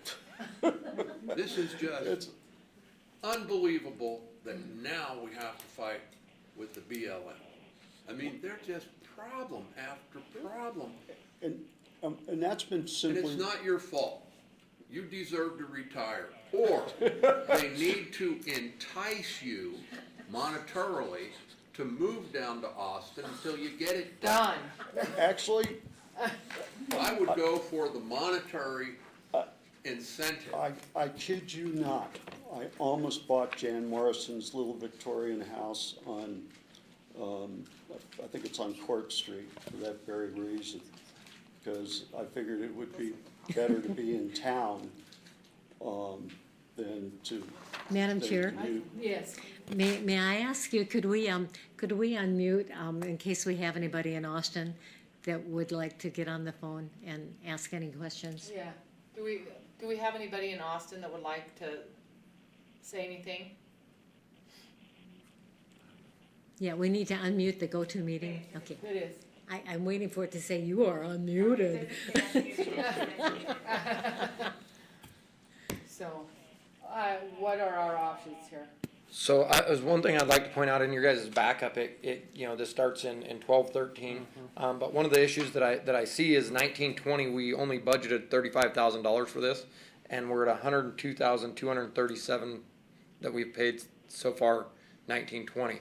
So it's a budgeting issue partially, and as what I guess that I would like out of it is more of what percentage are we complete? Are we at 20%? Or are we at 40%? Or where do we stand on completion? Well, I would like to frankly believe we'll be done in the next year. I think we're very close, having a full master plan for this. If I'm also happy to work more closely with your department so that you know exactly what we're doing, and on some of the side tasks that we had to engage in, I did talk to Kyla and Keith prior to proceeding, because we had some other things we had to do to move the process forward. And I would be more than happy to work more closely with you on getting this done. There are some issues that, after we get done with this meeting, I was hoping Kyla would be here, that I really need to discuss, which Kyla said, yeah, let's sit down and talk about this. Because we have another problem in the middle of town. I mean, we've been working on it since budget year 13, we're approximately $370,000 into it, so I still didn't hear an answer to a county manager's question, what percentage of the project has been completed? I would say realistically, probably around 60%. And you think that in the next year you can get the 40% done with the issues that you have? It's because, with the exception of Mistretti, we've pretty much, and the right-of-way issue with Morley, which I Have think. there been documents sent to the estate and things like that, requesting that this estate be open so these things can be handled? Or what, is it because that's an issue, so we're jumping over this and we're trying to focus on this? And I'm not trying to be snarky, so please don't take it this way. Oh, yeah, no, So we're just jumping over this, we can't completely- get them, we're talking to them verbally, they're not doing what we want them to do, so we're just gonna jump over this and we're gonna go over this and. I Yeah, forgot but we were dealing I'm gonna with tell the you that state. for the last 2 months, I have not had the time, with losing Caitlin, to sit down, because I know in fact, that's probably would be a good start. What I need to do is go through all the maps and say, okay, this is recordable, this is recordable, this is recordable, and get the owners on board. I haven't had time to do that, and I apologize to this commission. I just physically haven't had the time to do that. but there are maps that I know can be recorded. We're doing the block that the Helmings own a lot, they have their bed and breakfast. We have that block pretty well straightened out. The only thing we need to resolve on that block is what AT&T is gonna want for their facility. If they're gonna be difficult, we're just gonna leave them with what they've got and go on. But we have, several maps, we have a lot of maps that are in that situation. I just haven't, it's like I say, when Caitlin was pretty much getting this project taken over, what I told her to do was figure out which maps we can get recorded. But that didn't happen by the time she left, and I've been completely swamped since she left. So my question is, and since the maps haven't been recorded, is there chances on people who've sold property since then and updating that information? We basically, before we do anything, well, when we submit the maps to Kyla, we ask Kyla to verify that our ownership is correct. But we constantly look at the interactive GIS and the assessor's website, which is what Nate's been doing on the maps. He goes and looks at both the interactive GIS and the assessor's website to make sure that, hey, this is the current ownership. And then I also have him check the recorder's office. Fortunately, the majority of the names in Austin are reasonably unique. We don't have a ton of Joneses and Smiths. So when you're looking at like a name like Ramus or a name like Mastretti, usually everything that's going to come up on the Lander County Recorder's website is pretty much going to be those people that live in Austin. So that's fairly easy to research. So we keep an eye on whether land's being transferred. We know that Ray Williams is talking to Bob Hughes about purchasing some of his land. So, and I talked to Ray 2 days ago. I was supposed to call him back yesterday, but I just ran out of time because I ended up working till about 8, getting stuff done. So. You know, Summit gets pretty hefty payment from Lander County between this project and the other project that they're working on, the levee. And we want service. We want this completed. And we're not blaming you. Now, I wouldn't even blame Tom. Well, maybe I might. He needs to hire more people, more experts, and get this done, because this has just been way too long. Well, I mean, the process actually started in '88, or whenever the decree was. Now, the interesting thing is, and the decree basically said that the commission would get this straightened out. Now, was it bad that it got delayed till the 2010s to get started? No, because technology has been so much to our advantage. The photogrammetry we took, that we've created in 2009, the aerial photography. So there's a lot of stuff that I don't even have to go to Austin to figure out where the occupation line is. I can look in 3-dimensional visualization in what's called our stereo plotter. Okay, Larry, what we want you to do, then we should be making faster headway, not slower. So I guess it's a decision of what we want to do. Do you want to do anything on it, or just leave it as it is? There's no way it should be left. I think that a time constraint of being finished, and other than if they can't complete the job within the time constraint, the only issue should be the estate not being able to open. And I'd like to see from the attorney why it can't, what they have done in the attempt to do it, other than knocking on the door and going, will you please open the estate? I would like to see something that Ryan is saying, and this is not you. Right. I want to see, for what we're paying for and all the effort that is being done, that we made this many attempts to get an estate opened and they shut the door. At least that's something tangible to look at. or we have everything finished on this project except what the BLM and this estate, everything else in this Yeah. should have been completed. We've gotten to be, BLM's not an issue because we basically, it's like I say, we informed the Forest Service that according to our council, the decree map is binding on the Forest Service. And then and my email to Jolene Hoffman was, if you feel otherwise, please notify us. They have not. So we are proceeding under, we are proceeding with the subdivision maps on the basis that the decree map is truly the map of Austin. One of the other things too, you talk about hiring additional help. The average age of a professional land surveyor is in the mid-50s.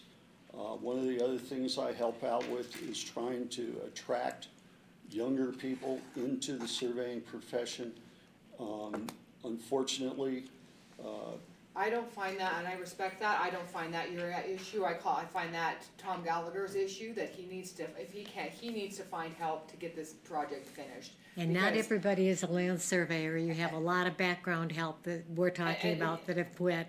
And it's one excuse after another. And I guess what we're saying is, we don't want any more excuses. You want to finish this for us, then we want you to produce. Because if he can't, the owner of the company, if he can't finish this project, he needs to step forward and go, you know what, we can't. So we can find somebody who can and get it done. And I'm not pointing my finger at you, you work for him, it's his company, he needs to step forward and get this done. Like you said, we have paid an unbelievable amount of money to him for more than one project. The least he can do is get this project finished, like I said. Correct. And that's all there is to it. So my suggestion is that Discussion is done. yeah, but I'm just gonna say, I'm just making a suggestion that we put it out there for a year, we put into something, that he has a year to do it, and if they don't do it, then Okay, I got it. we figure it out. Madam Chair, I think Yes. we're gonna look at it again. It's not gonna go a year. ahead, We're go gonna ahead, look at Ted. this We have again. a contract with them. I would suggest that you make a motion, including the motion, that time is of the essence in this agreement, and set it for a review in 6 months. Okay, 6 months, Sounds good. Okay. alright, go ahead. I'll make a motion that we direct Summit to finish this project in 12 months with updates every 2 months to the board. If you're not done in 12 months, we sure as hell wanna know why. I think 12 months is too long. 6 months, 6 Ted wants 6 months. 6 Yeah, I months? want you to say time is of the essence. And he knows Okay. time Make is that a of- provision. I'll modify my motion. My motion is to direct Summit to finish this project in 6 months with monthly updates. If they can be written, or you can come in person. Tom can come in, he can explain why. I would be happy to do Zoom meetings with you guys every month. And on commission meetings in Austin, Nate's available for those. So it's like I say, Nate he has gone from 0 to 100 miles per hour on this project in just the short time since Caitlin's been gone. And I think once he gets fully up to speed, that you will definitely see progress on this project. He really loves working on this project, and he has done, the fact that he's knocked out 2 subdivision maps since Caitlin's left is amazing to me. But Well, I that am may be happy- great in 2 months, but I'll tell you, it was 2 years ago when we sat in Austin that you said we're gonna be Yeah. done the next year. Oh, yeah. And we're not, so I think discussion is ended. So, yeah, There's a motion on the floor. We Did you have have to a have second? a part of that I motion. have absolutely no problem with what you're proposing. Okay, let's redo the. Commissioner, could you please include time is of the essence? Yes, And adding to my motion that time is of the essence, you have 6 months, get this done. second, I'll It's second. just come to this point that we have to demand this. No, that's perfectly good. Art made the motion, Brian second, all in favor? Aye. Aye. Aye. Alright, very good. Hey, Whoa, whoa. Art, And if we could, please get itemized invoices as well. One other thing I'd like to caution the commission of is, the last time that Summit came here for the levy project, that was it was really edging close to $4,000 for them to be here at Lander County, for the preparation of the meeting. They And charged us $4,000 for them to prep for the meeting. just shy of that. So I just want to caution you on having them here monthly. It might be better by Zoom or a different. Yeah, I agree with Bert. I like doing things efficiently, and there's no reason to pay me 6 hours to come up here and go back, when I can meet with you by Zoom. And I'm happy to meet with you guys every commission meeting if you want me to. Well, how Especially much with- is it going to cost? I'm not trying to be snarky. Once again, I just want to make, how much is it gonna cost us to have a No, Zoom meeting? because it's a lot easier if I'm able to share my screen, because unfortunately, technology didn't seem to work today. But on a Zoom meeting, I can share my screen with you, and instead of having to make displays for you, I can just show you what we're doing. Why don't we just have him update Bert on a monthly basis? Yes, and we'll he just can do give that. us We'll just, staff meetings, or We as your don't need staff to reports. spend $4,000 to have Summit come here and make a presentation. I was not aware that they gouged us like that. That's our information, and they're charging us to come with our information that we've already paid for. Man alive. I'm not, Not you. I'm not the, Now I'm angry at Tom. I'm not the levy. So, yeah, well, it doesn't, regardless, the amount of money that we're charged for you to show, not you, for this company, to show us what they're supposed to be doing when we. For us. So I had a second of Brian, right? Yeah. All in favor? Aye. I thought we We're voted taking a aye. 5-minute break. Okay.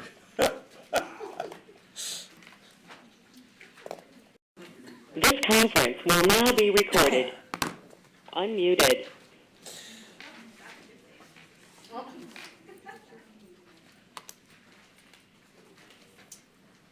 All right, are we ready, Kathy? Yeah. All right. Going on.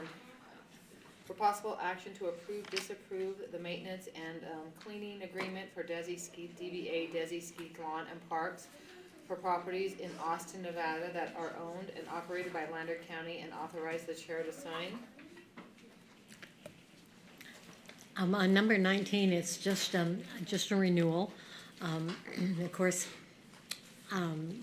we don't have any problems at all. I mean, the parks are beautiful, and Desi is always right there to make sure we have everything that we possibly can. So if there's no questions on that, I'm going to make a motion. We approve the maintenance and cleaning agreement for Desi Skeet, DBA Desi Skeet Lawn and Parks for properties in Austin, Nevada.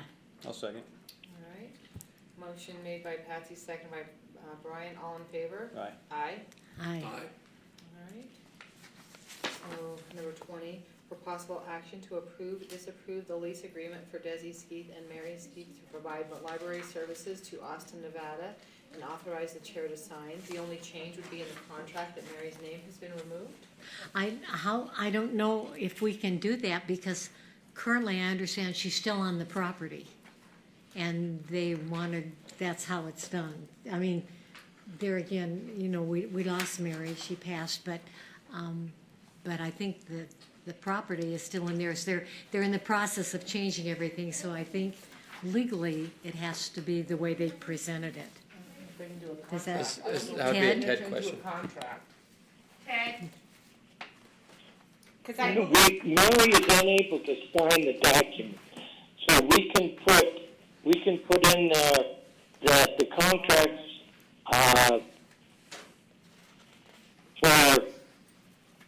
for Desmond Keith, so it's between Lander County and Desmond Keith. It's not between Lander County and Desmond and Mary Keith, even though Mary's still on the land. Is Desiree, are you there? This is the No, daughter we who have to also call. handles it, huh? We have to call if I thought You she have was on the questions. go-to meeting if we open it up. it's open. I had a phone number to call if you guys had questions. Then I guess we would, because I understand her preference was we left her name on. Well, I don't know. I know that somebody called Jeannie yesterday and asked Jeannie to remove Mary. And Jeannie redid a contract and sent it to you guys.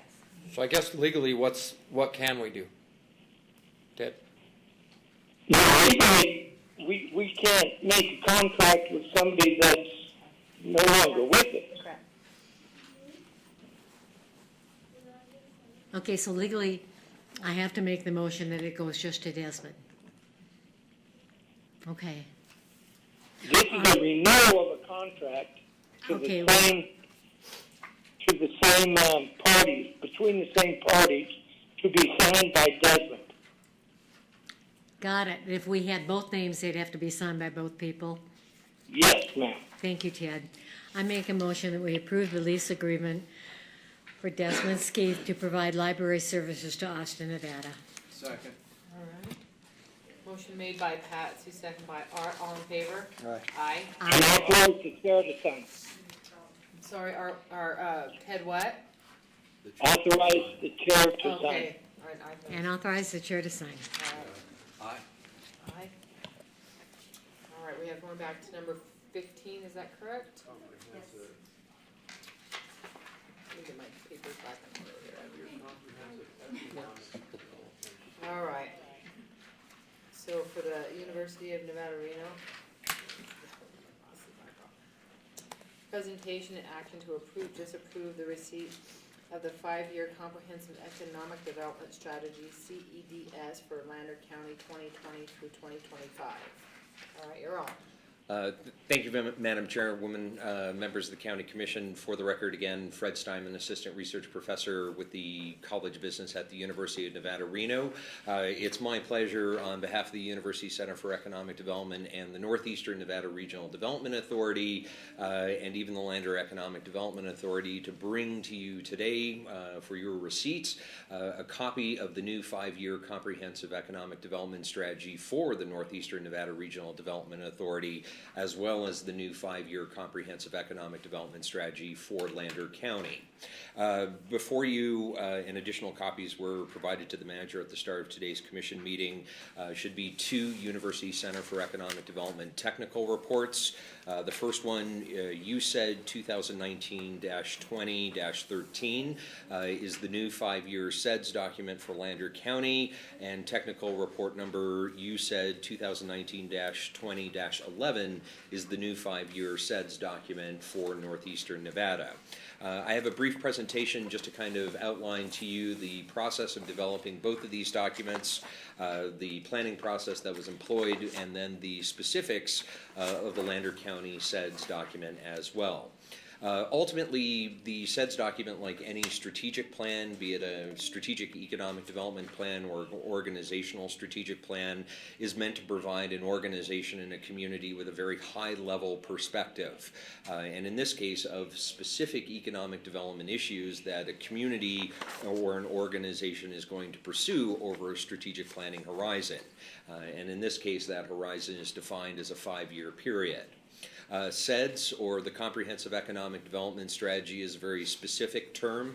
It's defined in Title 13 of the U.S. Code of Federal Regulations and is administered by the U.S. Economic Development Administration. And SEDS is really a strategic economic development program or planning program, again administered by the EDA to assist and help local communities think about not only their own strategic economic development vision, but how that community plugs into a larger regional economy, and how the public and private sectors can be brought together to essentially produce wealth in individual communities based upon the unique conditions on the ground and at the community level. Part of the process of developing the SEDS and then the opening of the door to various federal economic development, non-entitlement, competitive economic development grant programs is that we have to identify one of 3 what are called economic distress levels at either a regional or local community/county level. For northeastern Nevada and for Lander County, the first and second economic distress levels identified in Title 13, Part 301 are never met. Lander County's unemployment rate is always less than the national unemployment rate, and per capita income and even median household, median family income levels are always greater than national levels. EDA understands kind of these unique considerations, so they've added number 3, which is the special need. It says as determined by EDA, but what they really mean is as determined by us at the local level. What are our special economic development issues in Lander County and within northeastern Nevada? And over the course of a year of strategic economic development planning, which was begun back in July of 2019, we've identified a number of special needs, both for Lander County and the wider region as well. Before I get into those particulars, just to let you know that as part of the planning process, we employed the Stronger Economies Together, or SET curriculum that was developed by USDA Rural Development. It's been used across the nation and really oriented toward non-metropolitan or predominantly rural communities in developing their strategic economic development plans moving forward. Quite a bit of work has been done since we kicked off this process way back in July of last year. I had the opportunity to facilitate, I think, over 150 hours of strategic planning workshops here in Battle Mountain in July and August of 2019, but also throughout northeastern Nevada, including a lot of local community workshops, but also 3 regional workshops really focused on development of the regional document back in October and November of last year. This was kind of tied to a certain degree to the work that Humboldt County started in 2018 and 19 with the development of their own strategic plan, and then thinking about the larger Northeastern Nevada Regional Development Authority and the need to provide guidance for the NNRDA, Sheldon Mudd, the executive director, and their staff in assisting and supporting local economic development efforts. Thankfully, I was able to lean on Patty Herzog at the Governor's Office of Economic Development and Louise Torres at USDA Rural Development to take care of White Pine County, and that left essentially Elko, Eureka, and Lander County for me to work on. Again, in consultation and work with LEDA, as well as other local representatives from the Lander County School District, the Battle Mountain Hospital, and several other groups locally and regionally as well. We've developed, just through UNR, 7 separate technical reports. Again, you have 2 of them in front of you today. One is the Lander County new SEDS document. The other one is the regional SEDS document. We do have some additional work to do. I had hoped to be here back in April of this year to give you this presentation. Obviously, the world fell off the tracks a little bit as a result of COVID-19, and that disrupted our larger schedule to get this work done. But with things kind of settling, we've been able to kind of get back on track. We still have 1 regional workshop to complete, which we hope to do potentially in October, which would be held in Wells. You all would certainly be welcome, and I will pass that information on to Lita and Kyla as well once we finally get a date and time settled. This will also give us an opportunity to incorporate Pershing County into the larger regional conversation. Pershing County joined the NNRDA on January 1st, 2020, after we had started this larger strategic planning process. We also have some updates and revisions to do to the regional document, as well as the Lander County document and the other local documents. We had hoped again to have all this buttoned up by April of this year, which would have given time for implementation by LEDA and other critical parties here in Lander County. There are dates that have to be changed in the goals and objectives that say completed by the end of 2020. Obviously, none of that happened as a result of COVID-19, so we'll be updating and revising those documents based upon some additional funds that we've received from the Economic Development Administration to complete that work. But that doesn't delay us or get in the way of receipt of these documents today. We'll just essentially produce another technical report updating the elements that require updating. And then the fun work begins. LEDA, as the designated SEDS committee, primarily responsible for implementation and administration. I'll continue to work with them as well as the NNRDA on the annual updates that EDA requires as we kind of move forward in terms of implementation. Again, just very quickly in terms of some of the highlight components of the Lander County SEDS document in particular.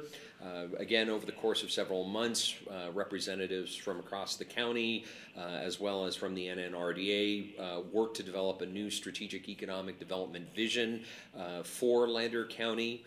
Again, it was important to emphasize Lander County's existing cultural identity, as well as the overarching goal of continually protecting and enhancing the quality of life of the various communities that comprise the county, be it here in Battle Mountain or Austin or Kingston or other parts as well. In terms of getting there and how LEDA and the stakeholders identified as a strategy in general, talking about aggressively pursuing and creating and implementing programs and projects that create and support business opportunities and overall economic prosperity through the continued diversification of the county's local economy. And of course, it was emphasized in the development of that vision that diversification does not mean supplanting or replacing existing primary industry sectors such as mining and agriculture and recreation, but adding to those critical industry sectors as a way to continue to grow the county's local economy moving forward. A number of new strategic economic development goals, also including kind of rewrites and updates and continuing forward goals from the 2014 Lander County SEDS document that expired in 2019. 11 new ones were developed. I won't read each one for you here, but you can see them. Really, these goals and objectives, the first four, the next three, and the final four, really focus on developing capacity for Lander County, be it in terms of new infrastructure, broadband, telecommunications connectivity, focusing on new business creation, attraction, retention, and expansion strategies, and shoring up parts of the community that are going to be needed to support growth moving forward, such as healthcare, youth services, and creating an environment where the population can grow sustainably and in line with the existing expectations that existing residents and businesses have for the identity of this county. Moving beyond that, these were the 6 individual conditions that kind of comprise the special need that we've identified within the SEDS document for Lander County moving forward. Again, a lot of these conditions, center around existing critical socio-demographic and economic conditions, such as focusing on decreasing the poverty rates in Lander County through new business creation and new job creation and opportunities, to earn income, focusing on building a homegrown workforce here in Lander County. Lander County is unique within the region in that a majority of the positions or jobs that are filled and held here in Lander County are filled by individuals who live outside the county, either in neighboring Humboldt County or Elko County. It's the quirkiness of Nevada and the way in which our populations are distributed and where jobs are. Obviously, Lander County is a dominant force in northeastern Nevada and the entire state of Nevada and really the entire western Intermountain western United States when it comes to mining and natural resource extraction. But that workforce that earns income in Lander County live in other counties, and they take that income with them. And as a result, that's income that's not captured by businesses within Lander County. And that was certainly, an undergirding condition underlying the special need identified within the SEDS document itself. And then other individual conditions, again, tying to the need for expanded community-oriented services such as improved healthcare services and the utilization and improvement of technology to support sustainable and reasonable growth. growth which is again consistent with the existing cultural and community identity of the county and the expectation that existing residents and businesses have for future growth moving forward. The SEDS document for Lander County is 112 pages, and I just blew through that in about 10 minutes. So I certainly have skipped over quite a few of the details, but I'd be happy to answer any questions that you may have prior to receipt of the document. I will note really quickly that your receipt of both documents does not marry Lander County to any definitive action in any way. This is a strategic plan that can be updated, modified, changed, corrected, even abandoned when it is appropriate to do so by the jurisdiction. This checks a box for LEDA and the county really to apply for federal non-entitlement competitive economic development grants. As a result of the American Recovery and Reinvestment Act of 2010, coming out of the Great Recession, the federal government realized it had more demand for those types of dollars than it had dollars to dole out. So essentially, the American Recovery and Reinvestment Act said, if you want to apply for those types of grants anywhere in the federal government, you better have a SEDS in place, or that disqualifies you from application. And that's the technical reason why we do this. The larger reason, of course, if you fail to plan, you plan to fail. So, with that, happy to answer any questions you may have. You didn't put in a drag race strip. Thank you, Fred. You can catch your breath. Absolutely. The only comment I have is on your goal number 7. That's school district stuff. Yeah. I don't know how much influence we could have on that, but I wholeheartedly agree that we should have shop classes. And it's just that simple.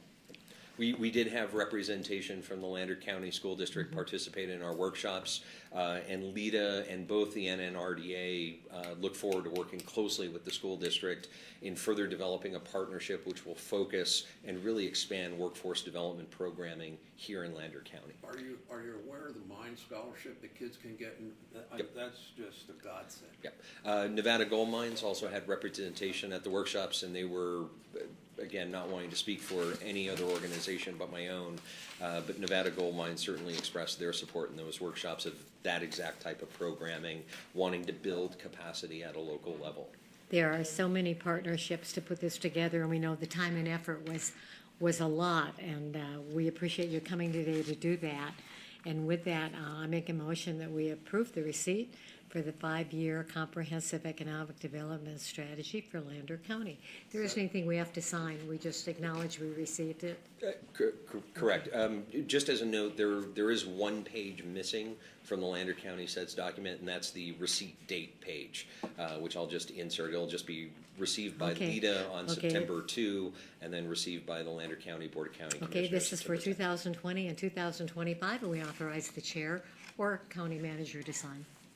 Second. Motion was made by Patsy, second by Art. All in favor? Aye. Aye. All right, very good. Thank you very, very much. Thank you. All right, so do we have any correspondence, reports, future agenda items?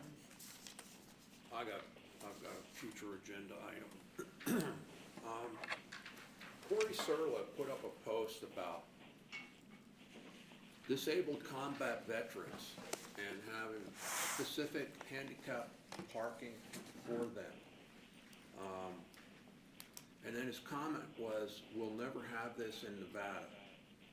I guess with all the things that are going on with the government against the police and the military, Corey was thinking that. So what I would like to have is an agenda item to address having handicap parking for our honorable disabled combat veterans. And I'd like to put one at the Lions Park, Elquist Park, Civic Center, the courthouse, and the sheriff's office to show that we respect people that are heroes. And then the 2477 roads, finding somebody to get us going on that part. Those are my two.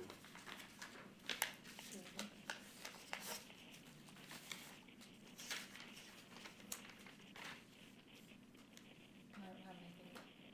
Patsy, do you have anything? I don't think so. public comment. We identified a couple that have to come back, but Yeah. You So have do we have any those. public comment? Make a motion to adjourn. All in favor? Aye. aye. Aye.